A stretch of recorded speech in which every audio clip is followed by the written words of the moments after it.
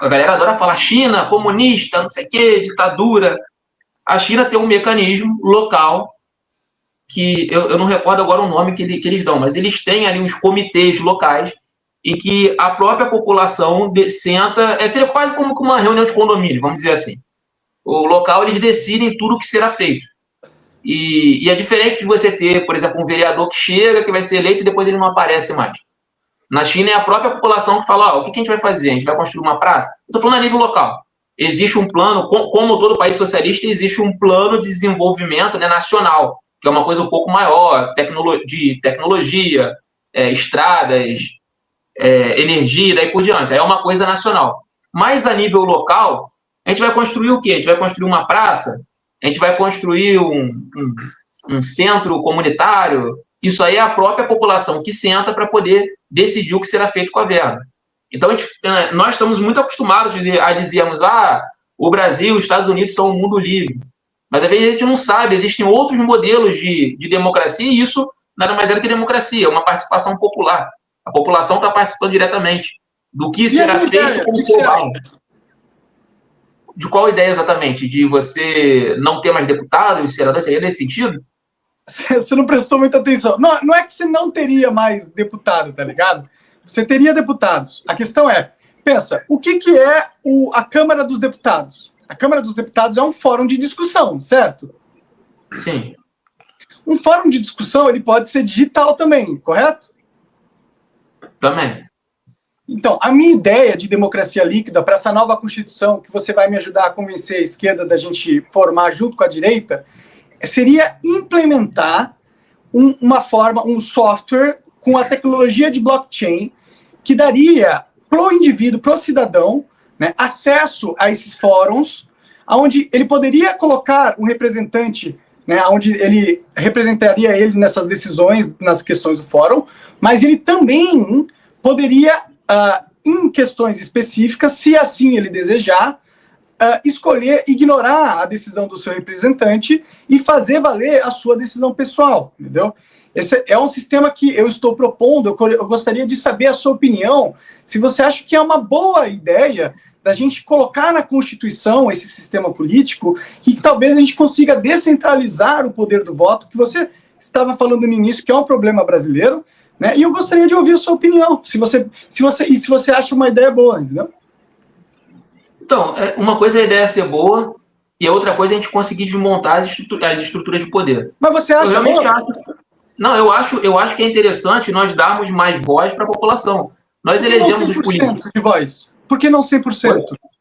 Tipo, dar mais voz eu também acho legal, mas por que não dar 100% do poder para eles, tá ligado? Por que não dar 100% do controle do seu voto, do seu poder político através do Estado? Por que não dar 100% para eles, entendeu? Essa é a minha questão. Porque dentro desse eu concordo sim, Monark, que nós deveríamos ter... Sim, nós deveríamos ter instrumentos em que nós deveríamos controlar melhor os políticos que nós elegemos. 100%.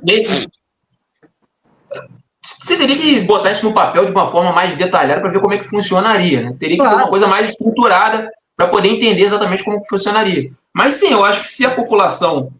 o político ele foi eleito, e aí ele não está fazendo nada daquilo do que a população que o elegeu está fazendo, queria que ele fizesse, a população deveria, sim, ter o direito de chegar lá e retirar. Inclusive, nos Estados Unidos tem um sistema de recall, né? Que é aquele sistema que o político ele foi eleito e aí ele não está indo bem, a população tira ele. Mas nesse caso, Vinícius, a população nem precisaria tirar o cara, entendeu? Nesse caso, nem precisaria haver eleições. Porque a escolha do seu representante, bastaria você entrar no app do governo, aí você fala assim, e isso dá pra gente customizar bastante, entendeu? Você pode pegar várias questões decisórias dentro do Estado e você poderia colocar o representante que você confia mais para cada decisão dessa, entendeu? Mas se você for um cara engajado, você poderia ir questão por questão e não usar o representante e escolher por conta própria, entendeu? E outra, se o seu representante você não está gostando... Ei, desculpa, eu apertei no teu. Foi mal. E se... Posso falar? E se esse representante não estiver satisfazendo o indivíduo, ele pode pegar o app dele e colocar outro automaticamente, entendeu? E aí, para as próximas decisões, vai valer a decisão desse novo representante, que ele escolheu. Entendeu? Então a gente não precisaria gastar com eleições, né, que seria uma economia muito grande para o Estado e para os políticos, inclusive, e as pessoas iam ter controle 100% do poder deles, entendeu? Para mim, é uma evolução natural da dinâmica política. Sim, então, eu concordo sim que o ideal em uma democracia seria que nós pudéssemos exercer um poder desse tamanho em cima dos políticos, mas eu vou até recomendar, tem um livro que fala a produção capitalista do espaço, que é do David Harvey. Ele fala exatamente sobre isso, que o capitalismo ele é um sistema em que funciona em uma democracia controlada. Então, as instituições elas só funcionam quando as elites capitalistas permitem que elas funcionem. A gente entra em outros pontos. Não é que eu esteja dizendo que sua ideia seja ruim, não. O que eu estou querendo te dizer, Mônaco, é o seguinte. Vai ser difícil. Com certeza. Concordo. Implementar a resistência que vai ter. Mas, pô, eu concordo que a democracia representativa deveria passar por dar muito mais poder para que a população pudesse exercer e cortar gastos também com políticos e tal. Isso aí eu acho ótimo. E não é de direita nem de esquerda isso, né, Vinícius? Você percebe como existe common ground entre os polos políticos? Porque isso é uma medida técnica, entendeu? Que não dá preferência a nenhum lado, porque ele descentraliza o poder de uma forma individual, que é o máximo de descentralização possível. Então, não há preferência por grupos, tá ligado? E, tipo, eu entendo que é difícil e que vai haver resistência dos grupos políticos, grupos econômicos e etc, blá, blá, blá, tals e tals, mas se a gente entende que essa seria a solução ideal para uma organização política verdadeiramente democrática, verdadeiramente do povo, pelo povo, para o povo, entendeu? Por que não começar a divulgar ou discutir essa ideia entre o seu ciclo de esquerda e entre o meu ciclo de direita e esquerda, sei lá, para a gente começar a despertar essa motivação e esse interesse nas pessoas, entendeu? Porque eu acho que muito do problema político brasileiro é que a gente fica preso em discussões políticas que só são relevantes dentro de uma novela, de um sistema que não está indo para lugar nenhum e a gente sabe que não vai para lugar nenhum, entendeu? Então, a minha proposta é a gente, ignorar essa briga idiota, que não leva a nada e a ninguém ganha nada com isso, e começar a pensar numa solução que verdadeiramente nos beneficia de alguma forma, entendeu? Não, eu entendo o que você está falando. Eu acredito até que muitas pessoas possam concordar com o que você está falando. Eu só volto só a essa questão do ponto das estruturas de poder que elas estão configuradas. Concordo, completamente, vai ser difícil. Os conceitos de esquerda e direita, inclusive, eu trato esses conceitos de uma forma um pouco mais técnica, no sentido da Revolução Francesa. Você pega ali da época da Revolução Francesa, teve ali a Revolução, e aí aquela galera que queria derrubar com o antigo sistema se sentou à esquerda do parlamento, aí teve a galera que sentou à direita, a direita era mais conservadora, que queria conservar as estruturas de poder. Óbvio que a sociedade hoje é uma sociedade diferente, mas a direita, quando ela fala em conservar, ela não está falando em conservar só princípios morais. A direita ela também defende conservar as estruturas de poder, e a esquerda, pelo menos deveria, que a esquerda no Brasil, realmente, algumas pessoas fazem crítica, a crítica faz sentido. Existe uma esquerda no Brasil meio desvirtuada. Algumas figuras dentro da esquerda que nem deveriam estar dentro da esquerda. Mas, teoricamente, a ideia da esquerda é derrubar as estruturas de poder. Enquanto a direita é conservadora, é conservar as questões morais e tal, e as estruturas de poder. Só que, politicamente, é melhor para a direita falar de questões morais. Olha, nós vamos conservar o seu modelo familiar, vamos conservar a sua religião, porque se eles tiverem que falar que vão conservar as estruturas de poder, eles não conseguem eleger ninguém. Então, aí você veio para mim e disse, olha, mas aí, se nós fizéssemos isso, o que iria acontecer? Os dois lados poderiam sentar. Eu não acredito que o centrão, que na prática a gente chama de centrão, acaba sendo uma direita, porque eles defendem determinados lobbies, né, grupo do agronegócio, empresários do varejo, daí por diante. Eu não acredito que o centrão e a direita iriam aceitar isso de boa. Inclusive, existiria resistência dentro da própria esquerda. Porque aí eu volto a dizer, dentro da própria esquerda houve essa infiltração. Nem todo mundo dentro da esquerda está querendo acabar com as estruturas de poder.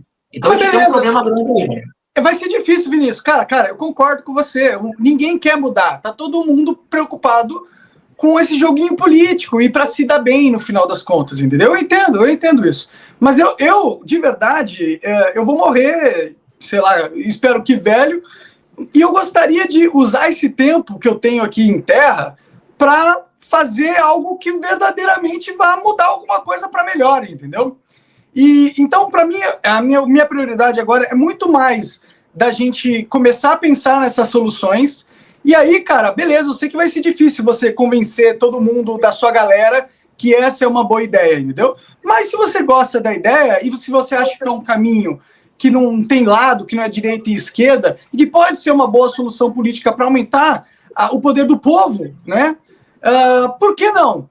Por que não começar essa discussão aí, né? Por que não a gente tentar fazer com que isso seja aonde a gente vai colocar nossa energia política para tentar acontecer, fazer acontecer? Porque é melhor a gente focar numa solução do que ficar focando em coisas que não vão levar em nada. Pelo menos é o que eu penso, entendeu?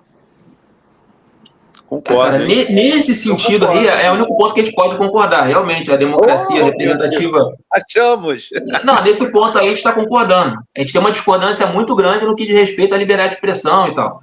Esse ponto aí é um ponto crítico. Mas eu vou convencer vocês ainda. Ainda vou convencer vocês de não ser escravo do Estado. Não, eu espero, cara. Eu tô falando sério. Eu espero que você mude a sua postura, que eu gostaria que você pudesse retomar essa atividade. Vocês? Eu não quero desse clubinho de escravo. Não, cara. A gente vai voltar essa discussão. Eu gostaria que você pudesse voltar, cara, às suas atividades. Vamos lá, na época da pandemia, quando você e o Igor estiveram lá no Flow, cara, assim, a galera tava em casa. Vocês levaram um monte de gente lá pra... Gente, assim, que todo mundo queria ouvir, porque às vezes a pessoa dava uma entrevista na Globo, por exemplo. Aí falava lá 10 minutos, 15 minutos ali, todo mundo em casa na pandemia, as pessoas ficavam 2 horas, 3 horas falando, você podia aprender, né, conhecer as pessoas de forma mais aprofundada. Então vocês ajudaram, de certa forma, com aquele modelo que vocês trouxeram de podcast, acabaram ajudando muita gente. Só que, cara, você se perdeu nesse sentido. Eu sei que você não vai concordar comigo. Você se perdeu quando você começou a levantar... É o Rafinha Bastos, cara. O Rafinha Bastos, ele levantou aquela bandeira da liberdade de expressão absoluta. Cara, o cara falou merda, ele fez um comentário de bosta. Foi a melhor coisa que ele fez. Eu respeito ele podia chegar... Por isso. Cara, o Rafinha podia chegar e dizer, cara, eu fiz um comentário de bosta, desculpa. Porque desculpa. Cara, esse é o trabalho do comediante, mano. Cara, a matéria-prima do comediante é a liberdade de expressão. O trabalho dele... pesado pra caramba. Mas pesado pra caramba. Foi de bosta. Então, o Bobo da Corte, você conhece a história do Bobo da Corte? Conta a história do Bobo da Corte. Tem várias histórias, mas não sei qual que você vai me contar. Não, o Bobo da Corte, ele é uma figura clássica da Idade Média, dentro da hierarquia aristocrática da realeza. Uma figura clássica que existia em todos os reinos, entendeu? O Bobo da Corte era aquele que podia zoar a rainha, ele podia zoar o rei, entendeu?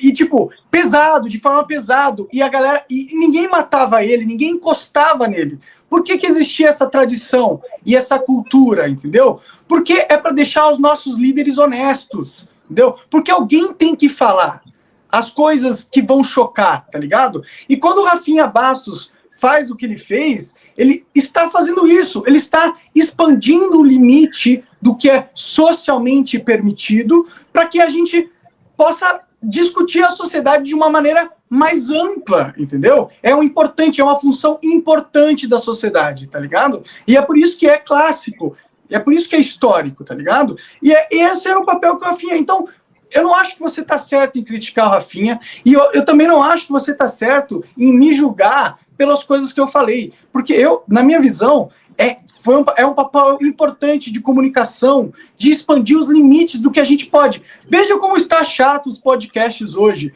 como as pessoas têm medo de tocar em assuntos, como está politicamente correto tudo, quando tudo é mesmice. Esse ambiente ele foi criado por causa desse pensamento de que não pode falar.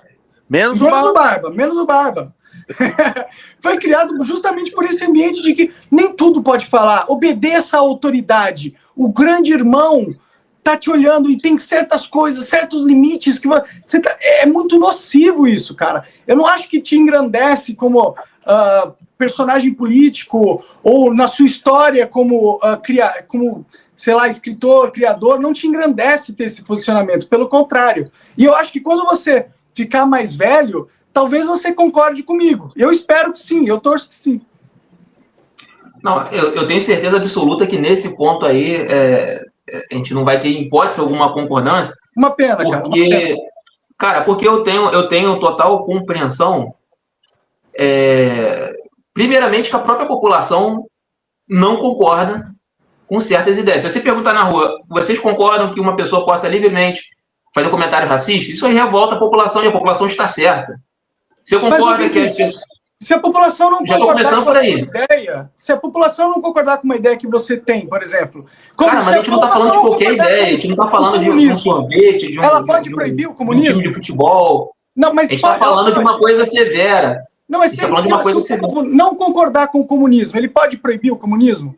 Pode proibir você de expressar coisas a favor do comunismo? Se o povo decidir... Então, nós estamos falando de ideologias, nós estamos falando de modelos produtivos. Você não vai proibir o debate sobre o modelo produtivo. Se o povo não quiser? E se o povo não quiser, ele pode proibir? Eu estou perguntando isso. Esse não é um ponto. Eu estava querendo, olha só, eu estava querendo fazer uma linha de raciocínio, eu estava te dando um exemplo de que, para além da legislação não permitir, eu estava querendo te dar uma série de exemplos. A população brasileira também não gosta. A população brasileira também não aprova esse tipo de comentário. Eu só estava juntando os argumentos. Eu estou conversando com você, pô. Você está falando uma parada, eu estou ouvindo o que tu está falando, e eu estou entendendo o teu raciocínio, e aí como eu estou conversando com você, eu estou explorando o que tu está falando para a gente entender a raiz da tua ideia, entendeu? Deixa eu te falar. E eu estou tentando te perguntar, se as pessoas forem... Você falou que como eles são contra essas ideias, tem direito de proibir que elas sejam expressadas, certo? E aí eu perguntei, se elas forem contra as ideias do comunismo, as pessoas têm direito de proibir? É isso que eu estou perguntando. Porque se você nem fala comunismo, nem capitalismo, nem feudalismo, nem nenhum sistema. Porque aí nós estamos debatendo modelos produtivos. Então você não vai proibir. Da mesma forma. Não pode. Da mesma forma. Não podem proibir. Calma aí. Eu só estou tentando entender. Eles não podem proibir, então, você de discutir o sistema. Não, modelos produtivos. Da mesma forma que não pode proibir. Por que não? Por que não pode? Da mesma forma que não te pode proibir, você de gostar de um time de futebol ou você de gostar de uma comida. Por quê? Aí a gente volta. Porque quando você está pregando o ódio, a morte de um determinado grupo... Não, mas por que não pode proibir você de discutir o sistema comunista? Por que não pode proibir? Apesar do meu conceito de liberdade de expressão ser diferente do seu, eu defendo a liberdade de expressão. Eu só não defendo a liberdade... Mas por que não pode proibir? Eu quero entender de onde você fundamenta o seu direito... Não pode proibir porque eu defendo... essas ideias. Da onde vem a fundamentação lógica do seu entendimento, do seu direito de defender as ideias do comunismo? Da onde vem? Eu queria que você, se você puder, então, Monarca, explicasse a linha de raciocínio e fundamentasse o porquê você tem esse direito. Se você pudesse fazer esse exercício mental comigo, seria legal. Vamos lá, olha só. A nossa sociedade ela é inspirada na Revolução Francesa. Mas eu não estou concordando e discordando... Calma. É que responde, é que não foge da pergunta, por favor. Não, eu tô indo direto ao ponto. A nossa sociedade ela é inspirada na Revolução Francesa. Na Revolução Francesa, eles trouxeram uma série de conceitos de liberdade. A ideia de liberdade que nós temos hoje nas sociedades ocidentais, elas têm como base a Revolução Francesa. Eu estou indo direto ao ponto, bem direto mesmo. Estou ouvindo, por favor. Porém, na própria Revolução Francesa, eles tiveram a ideia de colocar ali um sistema de 3 poderes. Tem judiciário também. Tem o legislativo para fazer leis. E dentro desse contexto de liberdade da Revolução Francesa, surgiram uma série de leis que proíbem coisas nocivas para a sociedade. Mas você eu posso não concordar. Não, mas peraí. Eu fiz uma pergunta, você está indo para outro lado. Eu estou perguntando... Não estou indo para outro lado. Tá sim. A Revolução Francesa depende da liberdade de expressão. Porém, o que fundamenta...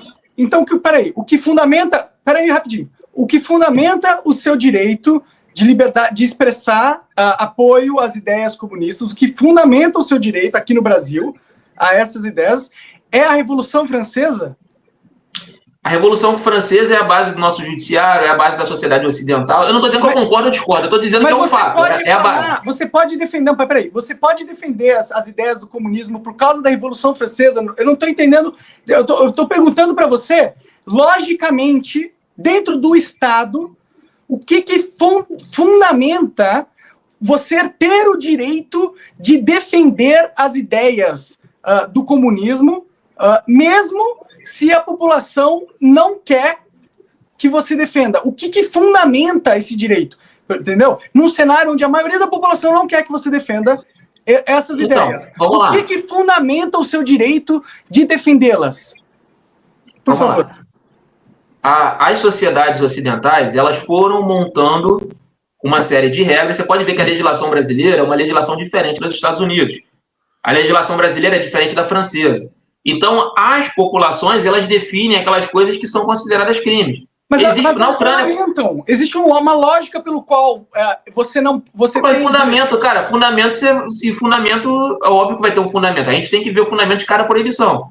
Por exemplo, as drogas são proibidas no Brasil. Um exemplo. As pessoas vão fundamentar com base nos danos... Eu tô falando... Cara, responde, por favor, a minha pergunta, cara. Pelo amor de Deus. O que fundamenta o seu direito a expressar as ideias sobre o comunismo, mesmo numa situação onde a maioria da população é contra você expressar? Por que você, mesmo assim, tem o direito de expressar essas ideias? Dentro do conceito do Estado, por que você tem esse direito? O que fundamenta ele? Você pode me explicar? Eu já te respondi, cara. Você que não está entendendo. Olha só, os princípios da Revolução Francesa que ainda são utilizados, eles garantem, mesmo aquelas ideias políticas minoritárias, o direito à existência. Ideias políticas, veja, políticas. Eu não estou falando ideia de matar judeu, não estou falando ideia de matar negro, não estou falando coisas desse tipo que possam ser consideradas crimes em alguns países. Mas qual que é o fundamento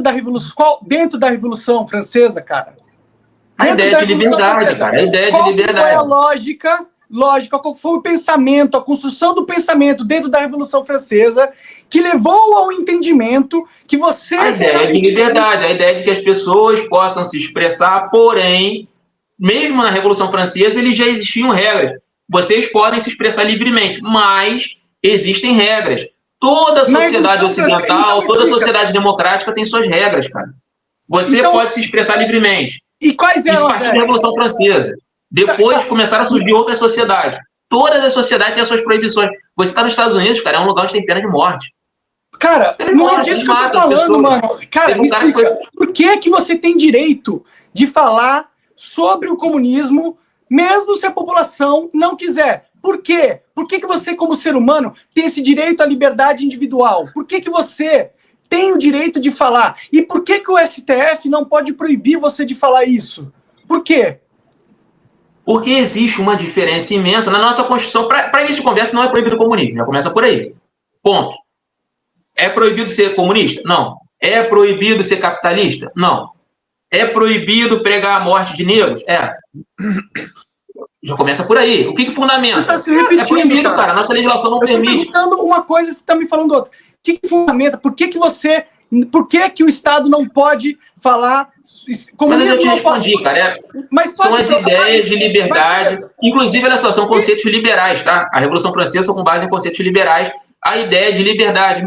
Mesmo que você seja a ideia minoritária, você não pode chegar e proibir o outro grupo minoritário. Por que não?